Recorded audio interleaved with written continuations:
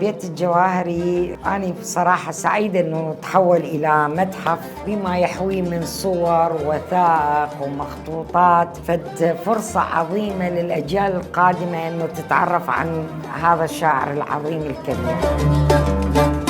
بشكل عام أنه أنا كنت محظوظة أنه إلي ذكريات حميمة في هذا البيت. أولاً هو بيت يعني بسيط، بيت عراقي الطريقة الطبيعية المألوفة في السبعينات. اللي يميزه كبيت للجواهري أنه غرفة الضيوف مساءً يعني تقريباً يومياً يتحول إلى مجلس، الباب مفتوحة لأي شخص يحب يجي يزور الجواهري. تأثير اسم الجواهري علي خلينا نقول شخصيا، بالمناسبة هذا الاسم العظيم هو نعمة كبيرة جدا ومفتاح مرور أو جواز مرور للأوساط الثقافية والأدبية وحتى اجتماعيا، يعني بالمجتمع. من أنا أقول حفيدة الجواهري فشي عظيم جدا. ويا عبد الكريم قاسم هو طبعا يعني هو شاعر الثورة، مع محمد جميل شلش، مع وزير الثقافة المغربي.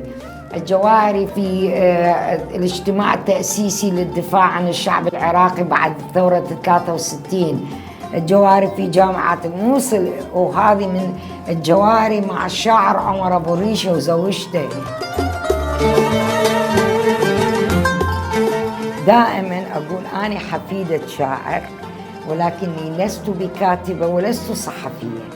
أحب الأدب، أحب الشعر، أحب أنه أكتب، لكن أنا ما أمتهن الصحافة والكتابة بشكل خلينا نقول موثق. لكن المحافظة على الأرشيف، لأنه عندي أرشيف كبير للجواهري أنشر من عنده بين فترة أخرى. زودنا هذا المكان بما أمتلك من وثائق ومخطوطات ساهمت مع العائلة طبعاً.